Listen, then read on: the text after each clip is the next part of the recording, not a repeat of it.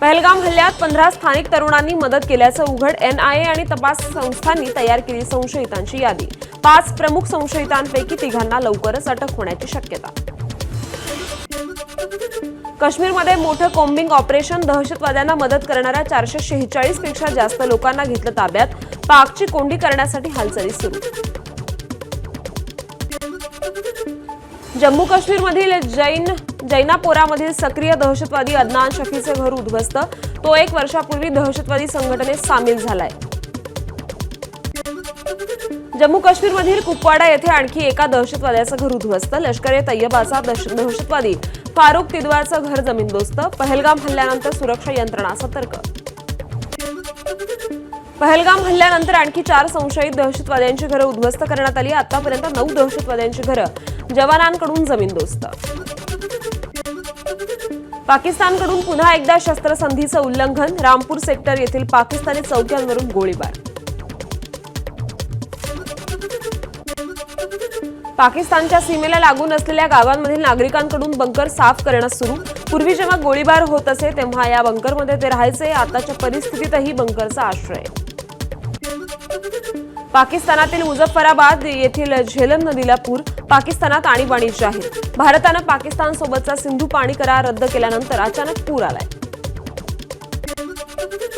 नाशिकच्या निफाड तालुक्यात पहलगाम दहशतवादी हल्ल्याचा निषेध. विंचूर येथे कडकडीत बंद. मोर्चा काढत विंचूरकरांची पाकिस्तान विरोधात जोरदार घोषणाबाजी.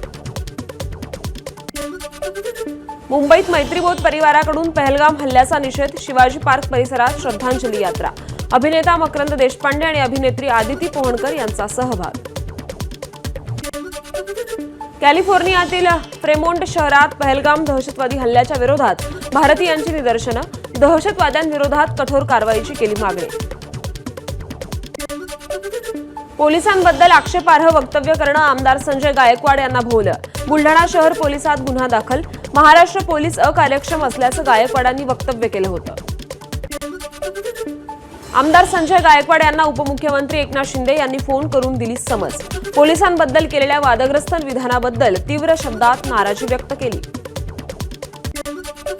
पोलिसांबाबत केलेल्या वक्तव्याबद्दल संजय गायकवाड यांच्याकडून दिलगिरी व्यक्त. मात्र आपल्या व्यक्तिगत अनुभवावरून ते वक्तव्य केलं असून आपण वक्तव्यावर ठाम आहोत. संजय गायकवाड यांची एबीपी माझाला प्रतिक्रिया.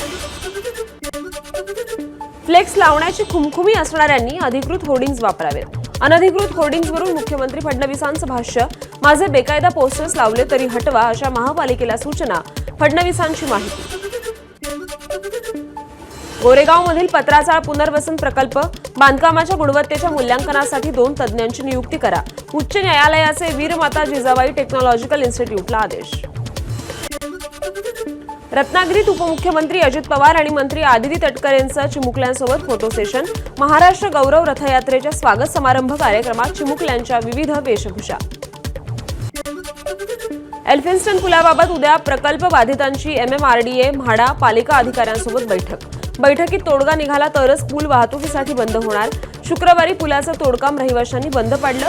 आधी आमचं पुनर्वसन करा. प्रकल्प बाधितांची मागणी.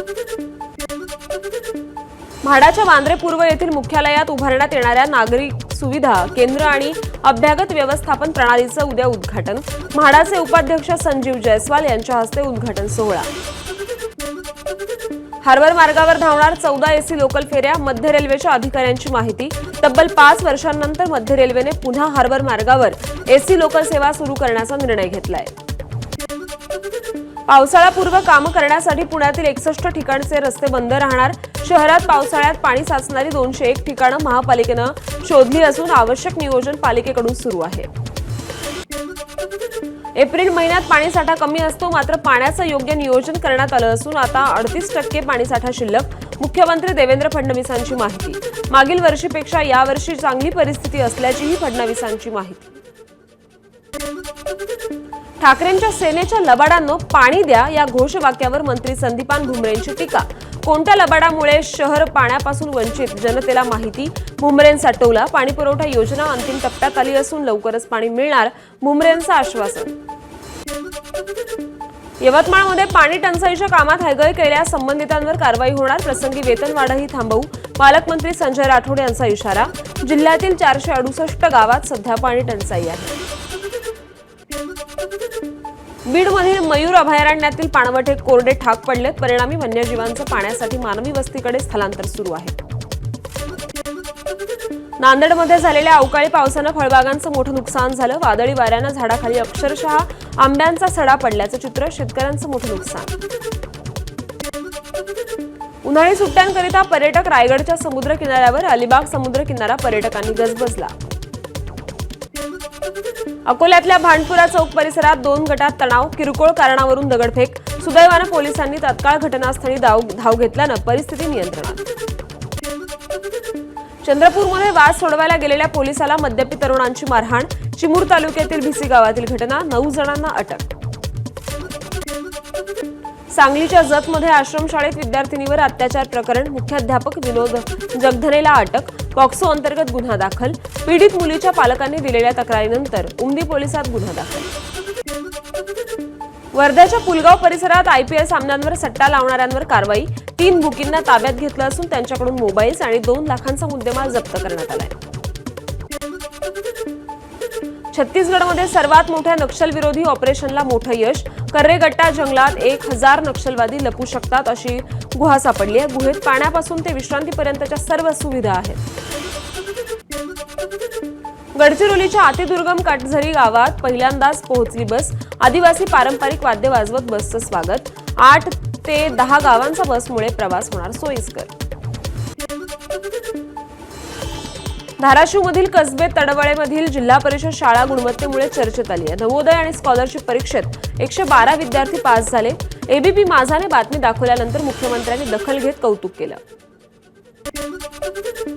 बीडच्या शिरूरमध्ये मलिक साहेब यात्रेमध्ये हिंदू मुस्लिम ऐक्याचं दर्शन, यात्रेच्या सांगता प्रसंगी हिंदू मुस्लिम बांधव एकत्रित सहभागी, यावेळी पारंपरिक लेझिम वाद्याचा ग्रामस्थांनी आनंद लुटला। UPSCत उत्तीर्ण झालेला कोल्हापूरचा बिरदेव डोणे मूळ गावात दाखल, मुरगुडपासून यमगेपर्यंत फुलांची उधळण करत बिरदेव डोणेची जंगी मिरवणूक।